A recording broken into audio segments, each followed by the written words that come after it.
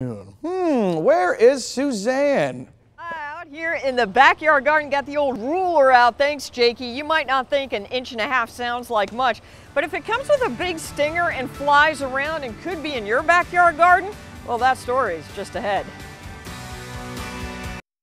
Word of warning, this next story may creep you out a bit. A man called our newsroom and said he found a giant, bizarre, enormous wasp. Suzanne Lawler is not bugged by insects, so we sent her out to figure this one out. Yeah, I really have been happy to oblige there. I met William Elrod at Magnolia Manor, and just like he said on the phone, yeah, he did have quite the creature in his possession. And the surprising thing is, it's probably flying around in your backyard.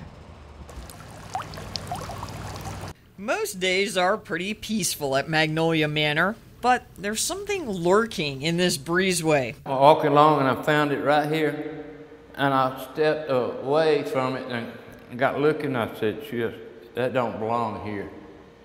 It don't live here." William Elrod tossed the creature into a Tupperware. He wasn't frightened, just curious. You see, the 77-year-old kind of likes bugs. I've been messing around with them ever since I was 15 years old. I used to, with a wasp nest, I used to knock them down and go fishing with them. But he never put this on the end of his line. I consider him dangerous. Well, it did cause lively conversation in the front office. Well, I've seen them out in the breezeway a lot of times. And whenever I try to kill them, they are very hard to kill.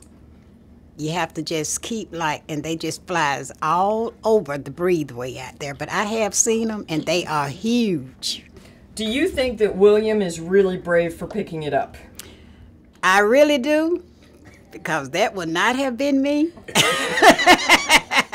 Would you have picked that up and put it in a Tupperware? No. I killed one right out there on the breezeway, just that big. He was alive. I sent that wasp straight to wasp heaven.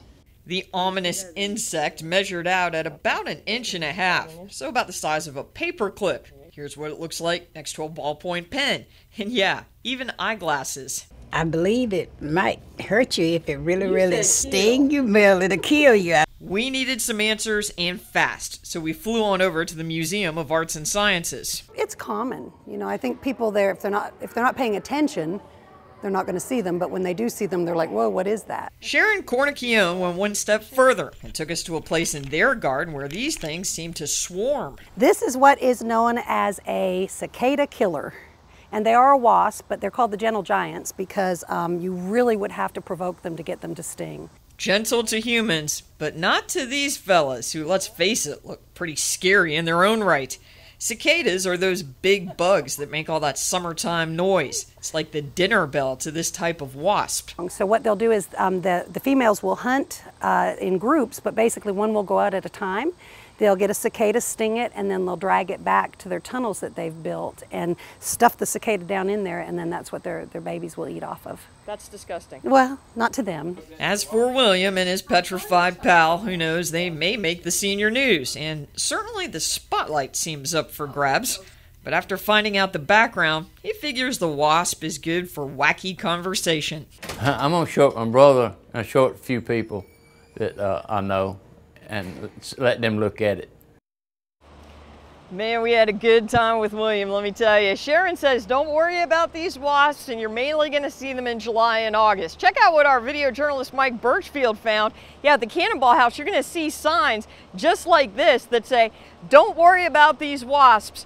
They only kill cicadas. So you're certainly going to see them around central Georgia. This is home. It's straight ahead. We'll be right back.